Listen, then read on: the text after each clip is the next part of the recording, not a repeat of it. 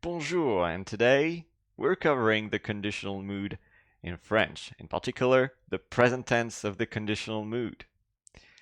This lesson is not going to be about if-then sentences that are usually connected to the conditional mood in French, because there's an entire video covering that topic.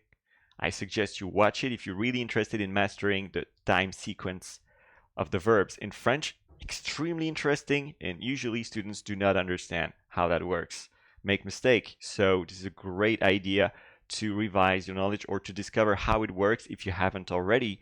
But this video is not going to be about that. This video is covering the conditional mood as a whole. How do we form it? What are the situations that warrant the use of the conditional mood?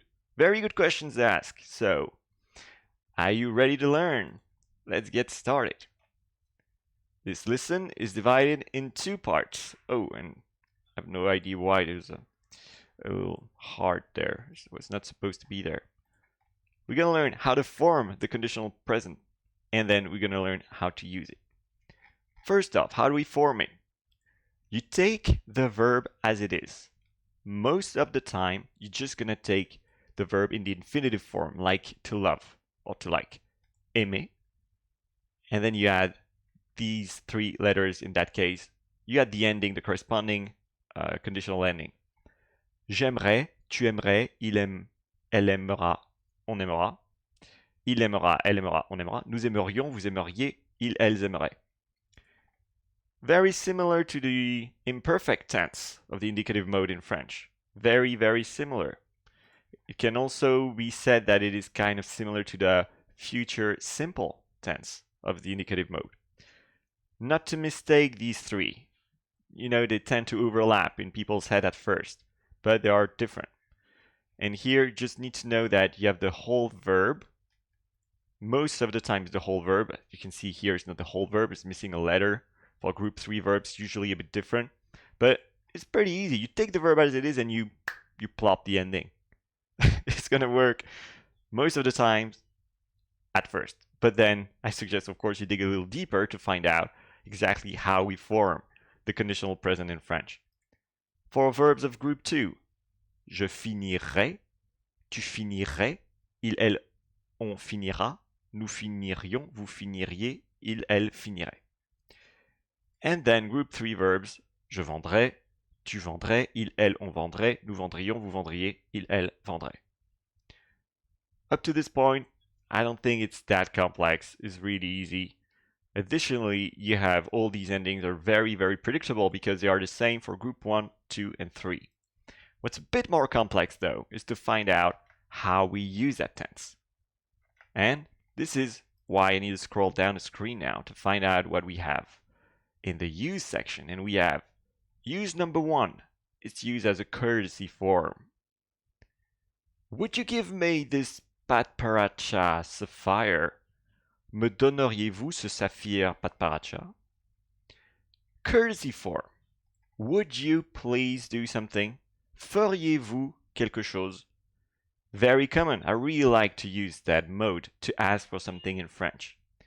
It is sophisticated, and you have similar ways of asking for things in Spanish, for example. So it shares that kind of similarity in terms of how we use moods in order to communicate information in a different way.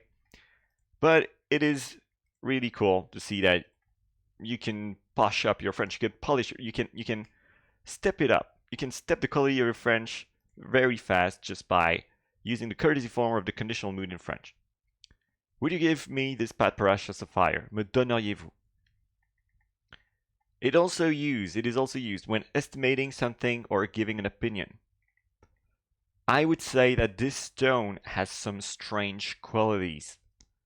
You know, you're like giving an opinion there, or you're estimating something. Interesting, right? Because none of these examples so far involve a if-then sentence. And usually I hear people say, oh yeah, I understand the conditional mood is the if-then sort of mood that we need to keep in mind. When we have an if-then sentence, it means we have the conditional mood. And not really. You can have if-then sentences without the conditional being used. So let's not fall into that trap. Let's open our eyes. Let's light up a torch and find out that in that case, that example, when you estimate something or you give an opinion, you can just use the conditional mood. Je dirais que cette pierre possède des qualités étranges.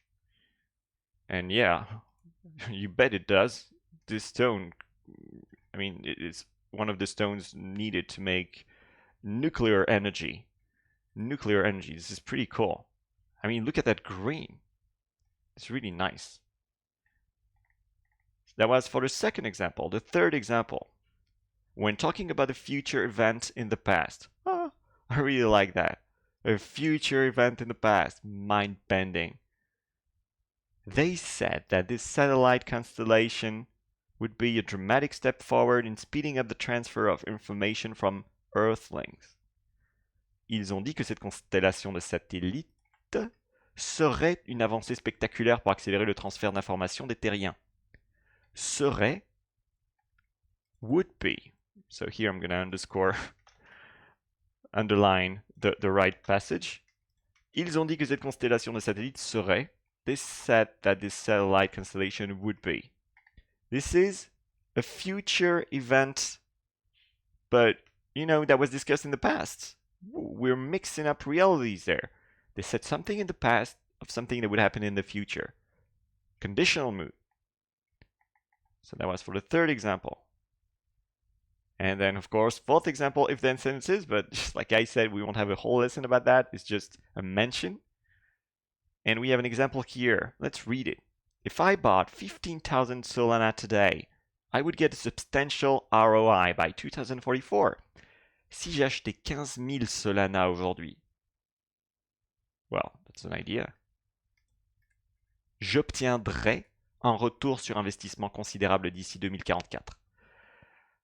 As you can see, I'm not using the future simple of the indicative here, you know, because there's an S. That's what differentiates the two. There's an S. Otherwise, I would have written this, the future simple, but then it doesn't work because we have that time sequence of verbs in French that says that if you have one verb to the left of the sentence with an if and another verb on the other side of the sentence with a then, they need to be synchronized. It's fascinating, but we need the conditional in that situation. We have a if, imperfect tense, comma, second part of the sentence with the conditional in that case. And we have an S. If I bought that amount of Solana, that many Solana, I would get a substantial ROI. I would get is j'obtiendrai in French. Watch out for the verbs vouloir, pouvoir, et devoir. It's already the end of the video. Wow, we really went fast. The verbs vouloir, pouvoir, et devoir change their meaning in the conditional mood. And sometimes it is subtle. Okay, it's not like devoir becomes téléphoner, you know?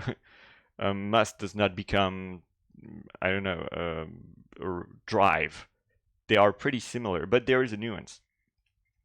Je dois, I have to, I must, becomes je devrais in the conditional mood.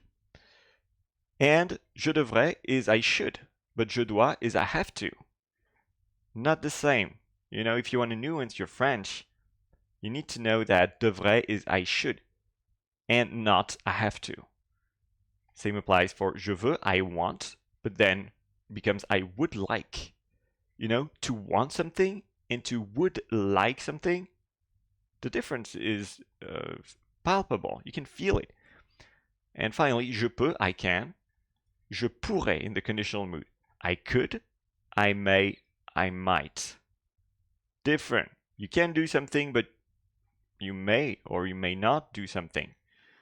And all in all, that gives you a lot of situations where you can use the conditional mood in French. Let's wrap it up quickly. We have covered how to form the conditional mood, the present tense of the conditional mood in French. You take the verb in the infinitive form and you add those endings. Very, very predictable, very similar. It's usually perfectly exactly the same as the infinitive form that you take, but sometimes, you know, there's an E, like in vendre, to sell, that goes out the window, like it disappears completely.